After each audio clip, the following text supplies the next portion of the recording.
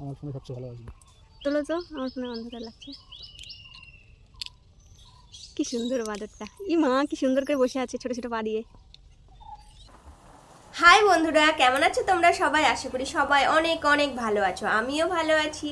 আমি আজকে তোমাদের নিয়ে যাব উড়িষ্যার সব থেকে বড় বোটানিক্যাল গার্ডেনে। আর এখানে আপনারা দেখতে পাবেন আমার মেয়ে ঘুমিয়ে পড়েছে। ও রাস্তায় বেরোলেই ওর ঘুম পায়। ঘরে যখন থাকে তখন ও ভীষণই দুষ্টুমি করে, সারাদিন খেলতে থাকে। আর যখন এক সপ্তাহ পর একটু বাইরে ঘুরতে বেরোবে তখন মহারানীর ঘুম পেয়ে যায়, তো ও ঘুমায়, আমি ওকে নিয়েই ভিডিও করি। যতই হোক মেয়ে আমার মহারানী।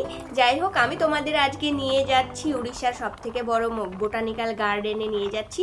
আর ভিডিওতে পুরো আপনারা সব সময় দেখতে পাবেন নেচার। যারা প্রকৃতিকে ভালোবাসেন, নেচারকে ভালোবাসেন, তাদের অবশ্যই এই ভিডিওটা পুরো অবধি দেখা উচিত, তাদের খুব ভালো লাগবে। প্রকৃতিটা এত সুন্দর। কথা বলতে বলতে আমরা প্রায় বোটানিক্যাল গার্ডেনের কাছেই চলে এসেছি।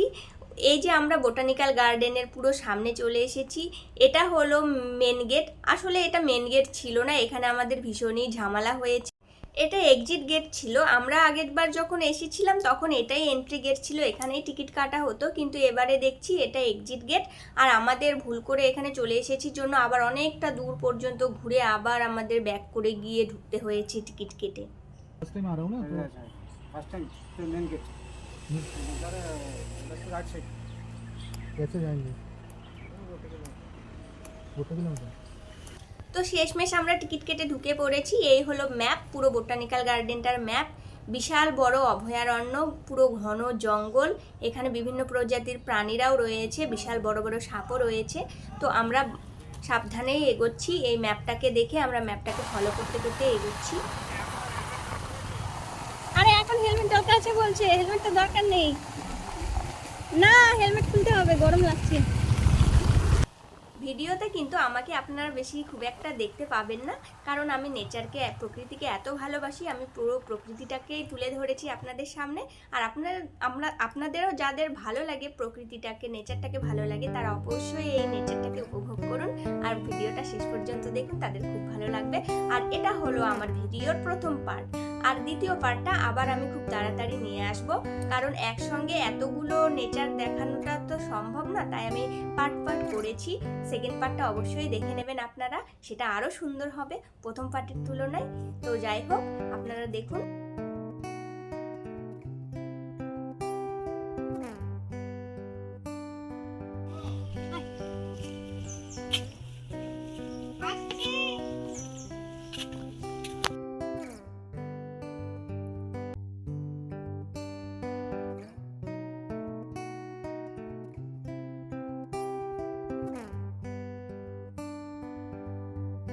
আমরা প্রথমবার যখন এসেছিলাম তখন আমার মেয়েটা আরও ছোট ছিল, আর তখন একা একা যেহেতু এসেছিলাম আমরা তিনজন, তাই খুব একটা বেশি ঘোরাও হয়নি। আর এবারে এসেছি আমার দাদা ভাই, আমরা 4-5জন মিলে এসেছি, তাই আমরা এখানে খুব ঘুরেছি এবারে, আর খুব মজা করেছি।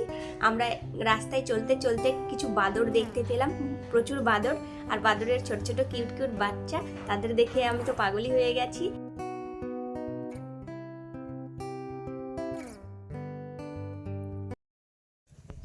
একদম ওরা খাওয়াবি না, দূর থেকে দেখবি তাও ভালো। ওরা যদি বুঝে যায় না যে খাবাচ্ছিস ওকে, এই যে এই মালটাকে দেখ বাচ্চার সামনে, বাচ্চা নিয়ে বসে আছে, কত সুন্দর বাচ্চাটাকে ইস, কি সুন্দর বাচ্চাটা দেখ, আমি এরকম করে তুলেছি। সামনে গিয়ে ভিডিও করেন, কি সুন্দর। ছেলে বাদর মেয়ে বাদর বোঝো? শোনো, মোবাইলে ক্যাপচার আর চোখে দেখার মধ্যে আলাদা তফাৎ। আসবি চ। এবার বুঝলাম বাদর গুলো সব এখানে করে। হ্যাঁ, ওই গুগলো বাদরেরই। লেজটা কত বড় না? দেখো, তারপর আমরা বাদরদের দেখে এখানে চলে এসেছি গ্রিন হাউজে। গ্রিন হাউজ মানে পুরোটা গ্রিন কালার থাকবে হাউসটা, আর গ্রিন কালারের ভেতরে যা কিছু থাকবে সমস্ত গাছপালা। এখানে গাছপালাগুলোকে, আমার মনে হয় এখানে গাছপালাগুলোকে লাগায় এবং এখান থেকেই পরবর্তীতে তুলে তুলে আদার্স জায়গায় লাগায়। তারপর আমরা গ্রিন হাউস থেকে বেরিয়ে এসে বিশাল বড় যে ঝিল রয়েছে, ঝিল বিশালই বড়, এটার ওপর দিয়ে রোপ চলে। আর দুঃখের বিষয়, আমরা যেদিন গেছিলাম সেদিন রোপের কাজ চলছিল, তাই রোপটা চড়া হয়নি। আবার যখন যাব তখন আবার চড়ে নেব। তো আমরা এই বিশাল ঝিলের ওপর দিয়ে আবার চলে আসলাম এই আর্টিফিশিয়াল জুতে সমস্ত প্রকারের আর্টিফিশিয়াল প্রাণীরা রয়েছে, আর বেশ সুন্দরও লাগে দেখতে। অনেক কিছু রয়েছে এখানে দেখার মতো। এখানে ঢুকে আমরা আরও অনেক কিছু দেখলাম।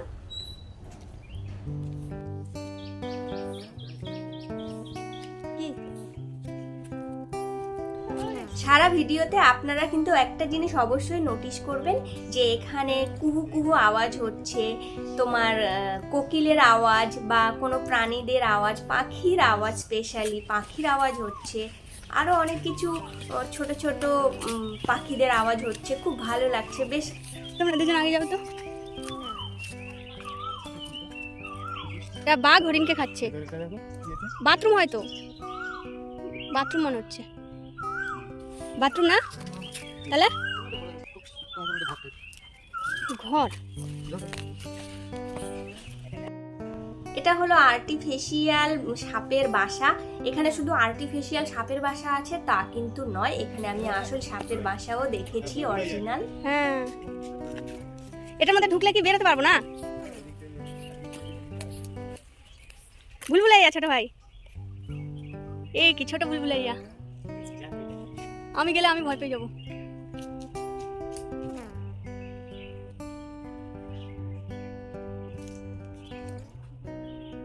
দেখ বুলবুলাইয়া তো হারাই গেছে, দাঁড় বেরোতে পারতেছে না। বড় বুলবুলি হলে ভালো হতো।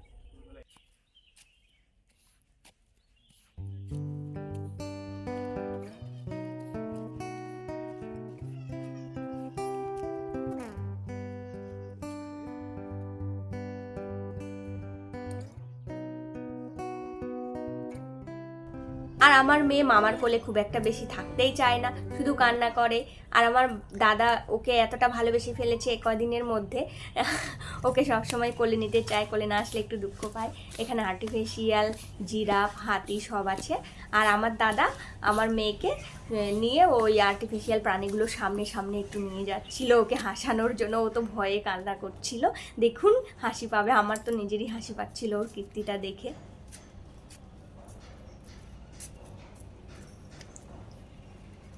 আমাদের এই আর্টিফিশিয়াল জু ঘোরা প্রায় কমপ্লিট হয়েছে। আমরা এবার বাইরে বেরোবো। এবার দেখা যাক আবার কোথায় যাওয়া যায়। চলুন আপনারাও আমাদের সঙ্গে। খুব ঘন জঙ্গল, খুবই ঘন জঙ্গল এখানে, বিশাল ঘন জঙ্গল। আর আমার একটু জঙ্গল, বন, ফরেস্ট টাইপের জায়গা একটু খুব ভালো লাগে।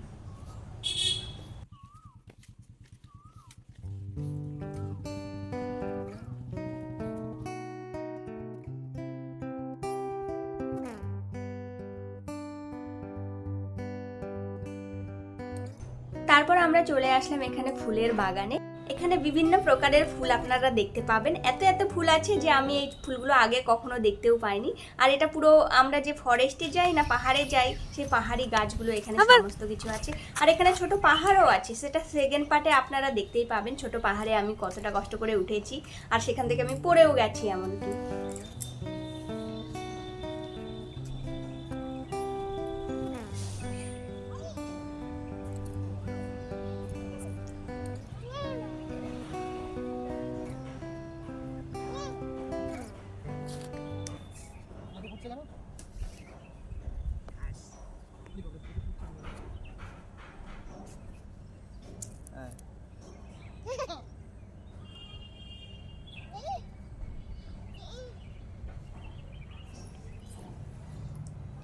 এখানে আমার আর একটা ফেভারিট ফুল আছে, পদ্ম ফুল।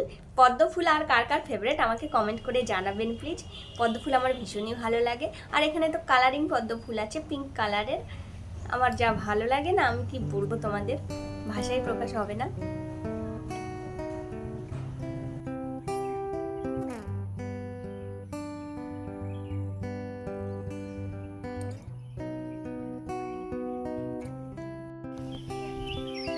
আর এটা হলো সুইজারল্যান্ডের মতো দৃশ্য, পুরো সুইজারল্যান্ডের মতো গ্রিনারি। এখানে পাহাড় আছে ছোট, আমি যেখানে উঠে পড়ে গেছিলাম।